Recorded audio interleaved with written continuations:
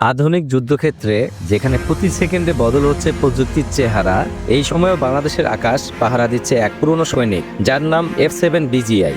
Viewers, আসুন তাহলে আজকের এই ভিডিও থেকে জেনে নেই এই যুদ্ধ বিমানটি আসলে কতটা উপযোগী বাংলাদেশের জন্য। F7 BGI এর উদ্ভাবনের ইতিহাস।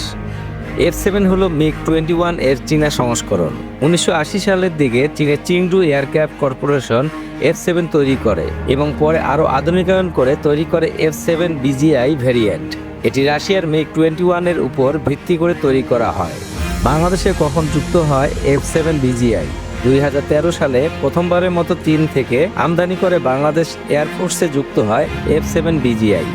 বাংলাদেশ এয়ারফোর্সকে আরও শক্তিশালী ও আধুনিকায়ন করার জন্য চীন থেকে সরাসরি এই জেটগুলো আনা হয়েছিল। বাংলাদেশে F7 BGI কয়টি আছে? বর্তমানে বাংলাদেশ বিমান বাহিনীর কাছে রয়েছে 16টি F7 BGI, যেগুলো মূলত সীমান্ত টহল ও প্রশিক্ষণের কাজে ব্যবহৃত হয়। ফিচার: F7 BGI একটি একক ইঞ্জিন চালিত সুপারসনিক যুদ্ধবিমান। এর মধ্যে রয়েছে digital cockpit with head up display, modern radar system, fire control system, PL-5E infrared guided missile, 23 mm twin barrel কামান এবং এটি ঘন্টায় 2200 কিলোমিটার গতিতে উঠতে পারে। F7 BGI এর আনুমানিক দাম: প্রতিটি F7 BGI এর আনুমানিক দাম $10 থেকে $15 মিলিয়ন, অর্থাৎ বাংলাদেশি টাকায় যার মূল্য 85 থেকে 130 কোটি টাকার মতো। দামের দিক দিয়ে আধুনিক জেটের তুলনায় এটি অনেক সাশ্রয়ী এবং অনেক কম খরচে এটি কার্যকর একটি যুদ্ধ বিমান। এখনও কি F7 BGI বাংলাদেশের জন্য নির্ভরযোগ্য? F7 BGI এখনও সীমিত পরিসরে, বিশেষ করে প্রশিক্ষণ ও আকাশ প্রতিরক্ষা টহল মিশনে এর উপর নির্ভর করা যায়। কিন্তু হাইটেক যুদ্ধ বিমান বা ডগ ফাইটে এর সক্ষমতা অনেকটাই সীমিত, কারণ এতে কোনো স্টেলথ প্রযুক্তি নেই বা দূরপাল্লার মিসাইল নেই। কিন্তু হাইটেক যুদ্ধ বিমান বা ডগ ফাইটে এর সক্ষমতা অনেকটাই সীমিত, কারণ এতে কোনো স্টেলথ প্রযুক্তি বা দূরপাল্লার মিসাইল নেই। F7 BGI এর ভবিষ্যৎ কী? বিশেষজ্ঞদের মতে আগামী 5 থেকে 7 বছরের মধ্যে F7 BGI ধীরে ধীরে প্রতিস্থাপিত হবে JF-17 বা অন্য কোনো নতুন মাল্টিরোল যুদ্ধবিমান দিয়ে। প্রস্তুতি চলছে ধাপে ধাপে প্রতিস্থাপনের, তবে এখন পর্যন্ত এটি তরুণ পাইলটদের জন্য প্রাথমিক যুদ্ধ প্রস্তুতির একটি সেরা মাধ্যম হিসেবে বিবেচিত।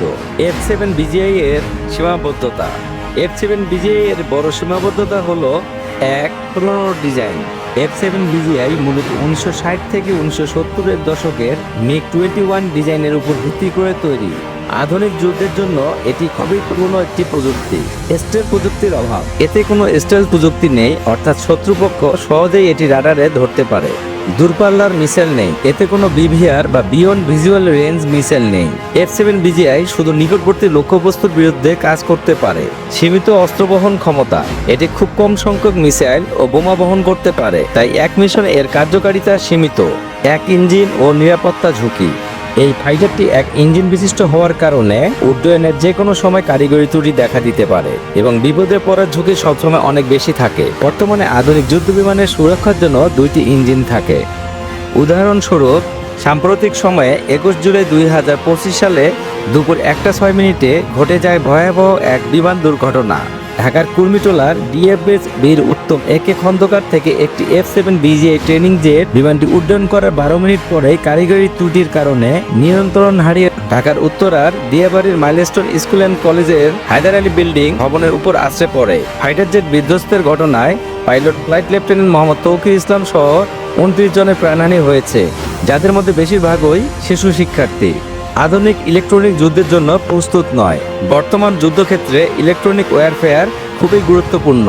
F7 BGI তেমন কোনো উন্নত জ্যামার বা রাডার বিরোধী প্রযুক্তি সমর্থন করে না, তাই বিশেষজ্ঞদের মতে এই ফাইটারটি বর্তমানে আধুনিক ইলেকট্রনিক যুদ্ধের জন্য প্রস্তুত নয়।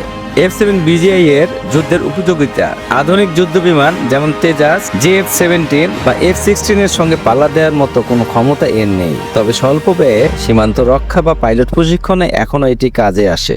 F7 BGI কোন কোন দেশ ব্যবহার করে? বর্তমান বিশ্বে 13টির বেশি দেশ এখনও F7 সিরিজ ব্যবহার করে, যেমন পাকিস্তান, মিয়ানমার, নাইজেরিয়া, সুদান ও বাংলাদেশ। F7 BGI বাংলাদেশের এক গর্বের অংশ, যেটি স্বল্প খরচে বাংলাদেশের আকাশ পাহারা দিয়ে যাচ্ছে বহু বছর। F7 BGI বাংলাদেশের জন্য এক গর্বের অংশ। এটি হয়তো সবচেয়ে আধুনিক যুদ্ধবিমান নয়, তবে এটি স্বল্প খরচে বাংলাদেশের আকাশ প্রতিরক্ষায় পাহারা দিয়ে যাচ্ছে 1 দশকেরও বেশি সময় ধরে। কিন্তু ভবিষ্যতের চ্যালেঞ্জ মোকাবেলায় সময় এসেছে আরও আধুনিক প্রযুক্তির দিকে যাওয়ার। ভিউয়ার্স, ভিডিওটি ভালো লাগলে লাইক দিন, শেয়ার করুন এবং সাবস্ক্রাইব করে পাশে থাকুন আরও রোমাঞ্চকর কন্টেন্টের জন্য। ধন্যবাদ সবাইকে।